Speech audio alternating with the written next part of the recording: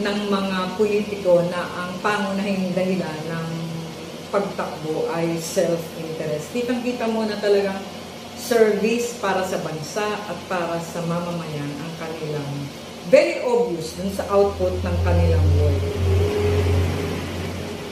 Aligning national policies po and cultural norms with God's will is essential in achieving the greatness po na dinidesire ng bawat bansa. Pero ano po ang ating responsibility bilang mamamayan? Ano po ang ating responsibilities bilang individual po? The righteousness of a nation is reflected in the character of its citizens. Totoo po. So ano po ang character po natin? Ako po may pagmamalaki ko ng character po ng Pinoy ay grabe po tayo. Ang number one na character ko po laging dinidefine sa Pilipinas ay napaka-resilient po ng mga Filipinos. Whether po tayo ay binahana or binagyo na, we can still smile and laugh po amidst po ng mga ganong tragedies, amidst po ng mga natural disasters po na nararanasan ng ating bansa. The righteousness of a nation is reflected and the actions, hindi lamang po character ng citizens and the actions of its leaders.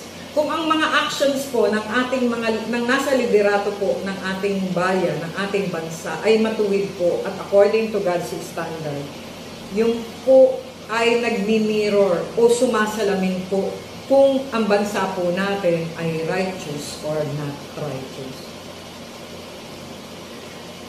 Ang isa pong bansa na nagfo-foster ng righteousness among its people, ang isa pong bansa na nag-encourage po na maging matuwid po tayo sa lahat po ng ating ginagawa, whether as an elective or appointed officers of the government or as ordinary citizens like you and me, ito po ay nagpapaalala po sa atin na pag po ang pamahalaan natin ay nagpo-foster ng righteousness, kailangan din po na tayo ay maging righteous sa ating mga transactions, sa ating pong mga ginagawa.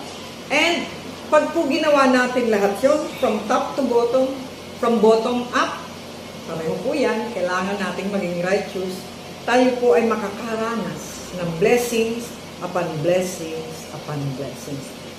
We as a nation is more likely to experience the blessings associated with a righteous society. Totoo po yun.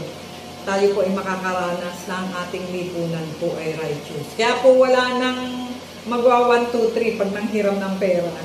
Kaya po wala nang manlolo.